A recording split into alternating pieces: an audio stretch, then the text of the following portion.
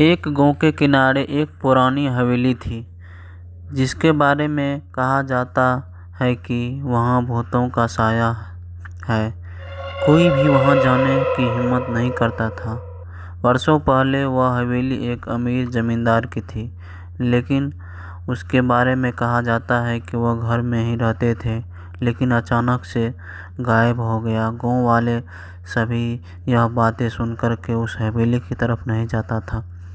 एक दिन 3 दोस्त रवि, मोहन और अजय उस हवेली के अंदर जाने की शर्त लगाता है।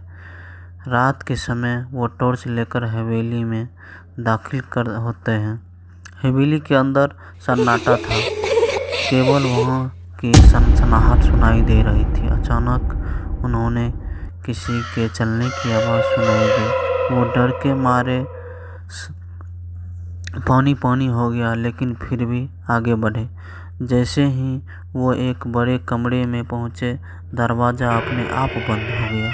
मोहन चिल्लाया, यहाँ से बाहर निकलना चाहिए, लेकिन तभी दीवार पर लगी एक पुरानी तस्वीर से एक परछाई निकलने लगी। यह एक सफ़ेद कपड़े में लिपटी आकृति थी, जिसकी लाल चमकीली आँखें थीं। यह लाल चमकीली आँखें वाली बोलती है कि यह मेरी हवेली है, यहाँ से चले जाओ।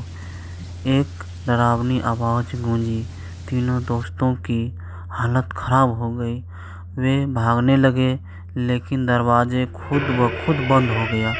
अचानक रवि जेब में से रखी पत्रिका धागा चमकाने लगा, और जैसे ही उसने उसे बाहर निकाला, वह बहुत जोर से चिल्लाया और गायब हो गया।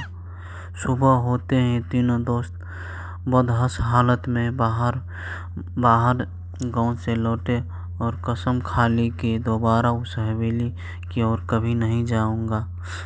क्या आप लोग दोस्तों उस हवेली में जाना चाहते